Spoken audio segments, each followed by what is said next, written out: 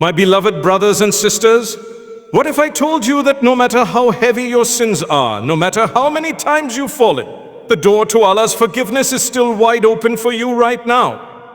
Imagine standing beneath a sky so vast, where every star and every cloud is held in place by the command of Allah. Now remind yourself of something.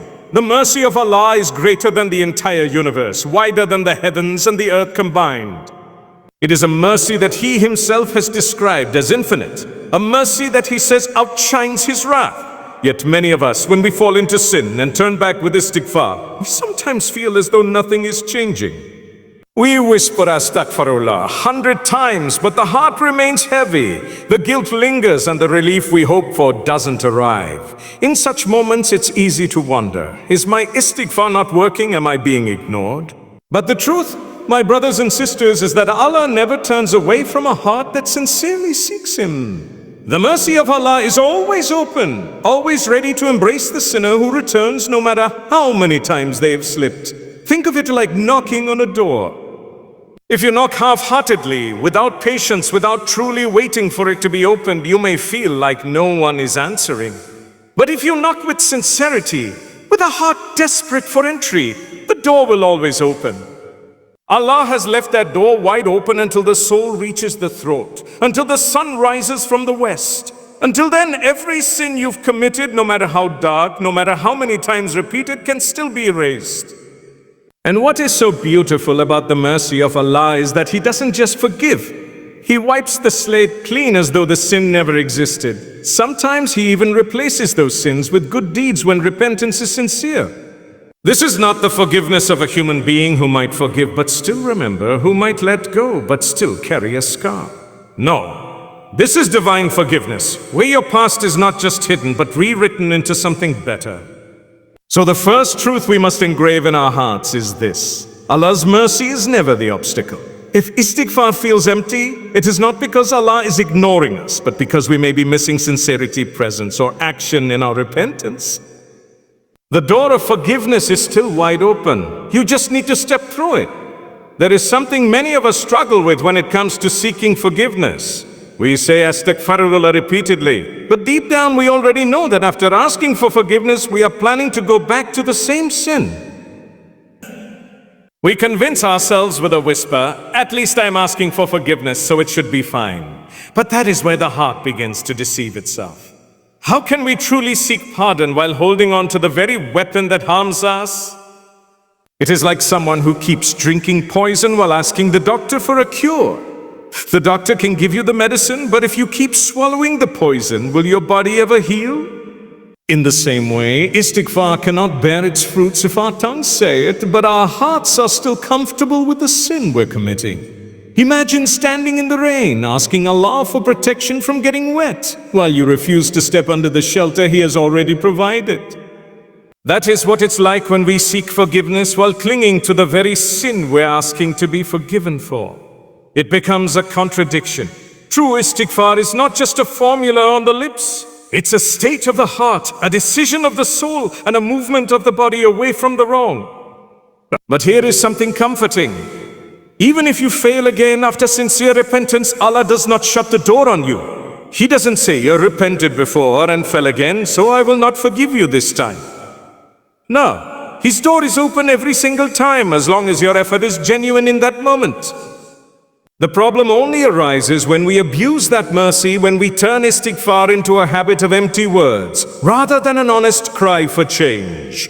So when you seek forgiveness, ask yourself, am I truly ready to let this go? Am I at least trying to break the cycle even if I stumble again? Because Allah looks at the effort, the struggle, the sincerity. And if your heart truly wants to leave the sin, even if your body stumbles, your istighfar will carry weight in the sight of Allah. The truth is simple. Istighfar cannot heal you if you refuse to let go of the very wound causing the pain. Open the sting. Sometimes we underestimate the power of the heart and acts of worship. We think that simply saying the right words is enough, even if our minds are distracted and our hearts are somewhere else. But when it comes to istighfar, the presence of the heart is everything. How many times have we said Astaghfirullah while scrolling on our phones, half asleep, or with our minds busy planning the next thing we want to do? The words come out, but the heart is silent.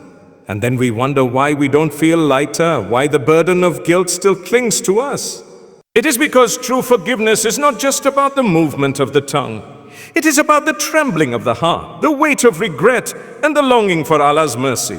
Think about when you wrong a close friend. If you casually say a sorry while laughing, they may not take it seriously. But if you look them in the eyes, apologize with sincerity, and show that you regret what you did, their heart softens and reconciliation begins. The difference is not in the word sorry, but in the heart that carried it. In the same way, when you turn to Allah with a careless astaghfirullah, it lacks the depth that draws forgiveness.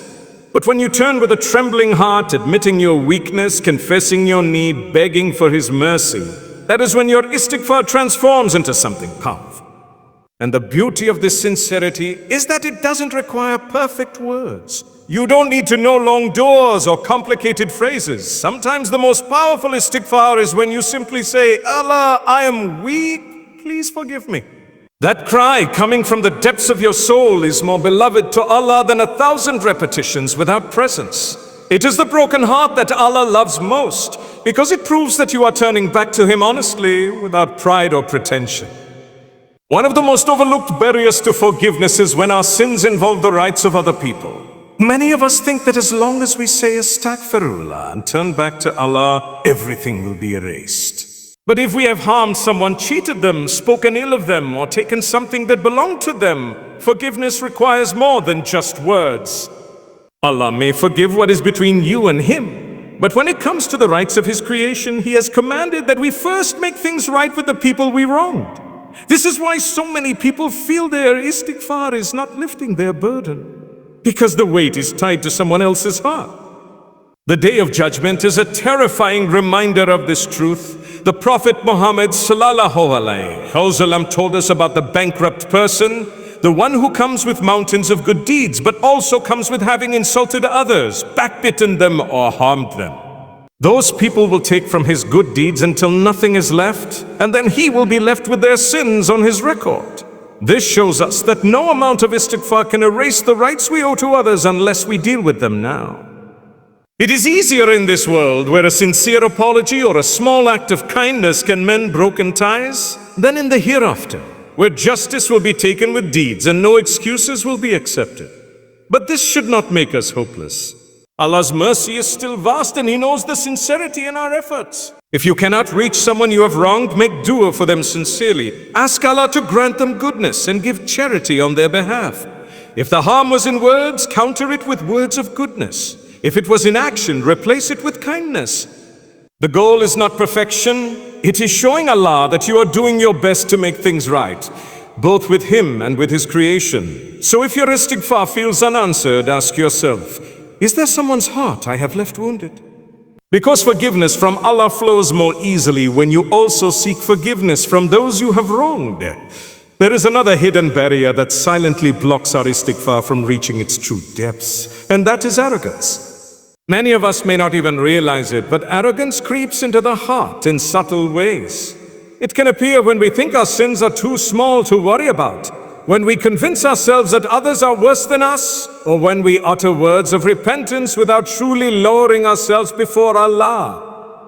Arrogance is the very disease that caused Iblis to be cast out from the mercy of Allah. He refused to bow, not because he did not believe, but because pride ruled his heart. And when pride rules the heart, sincerity cannot. Consider how a child runs to their parent after making a mistake.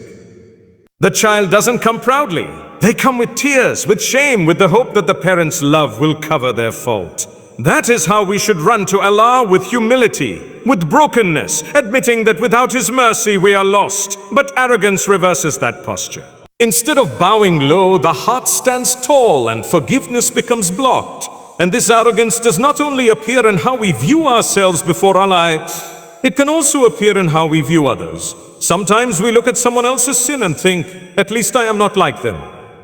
But the moment that thought crosses your mind, your heart has slipped into pride. The very sin you mock in another could be forgiven by Allah because of their sincere repentance, while your arrogance could make your own istighfar meaningless. True humility is recognizing that we are all drowning without Allah's mercy, and none of us are better than another except through taqwa. If your istighfar feels lifeless, check your heart for pride. Are you truly broken before Allah? Do you recognize your weakness? Do you see yourself as in desperate need of His forgiveness? Because only when the heart bows lower than the tongue will the door of mercy fully open. The truth is simple. Arrogance builds walls, but humility tears them down so that forgiveness can finally reach you. There is one final reminder that must never leave our hearts. The door of forgiveness is never shut until the very last breath. Sometimes people despair because they have fallen too many times. They have carried the same sin for years, and they begin to think, maybe Allah is tired of me. But Allah does not tire of forgiving. It is we who tire of asking. The moment you allow despair to creep into your heart, you hand victory to Shaitan. Because his greatest wish is not just to make you sin, but to make you believe there is no point in turning back. Yet Allah has promised over and over that no matter how heavy the burden, no matter how dark the past, if you return sincerely, He will forgive. Think of the sinner who lived a life of disobedience, but at the very end of his life said sincerely, "Oh Allah, forgive me." Allah forgave him. Think of the prostitute who showed mercy to a thirsty dog and Allah forgave her. Think of the countless stories where small moments of sincerity outweighed mountains of sin.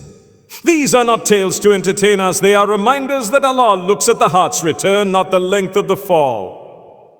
Despair is the greatest lie Shaitan whispers, because if you believe you are beyond mercy, you will stop seeking it.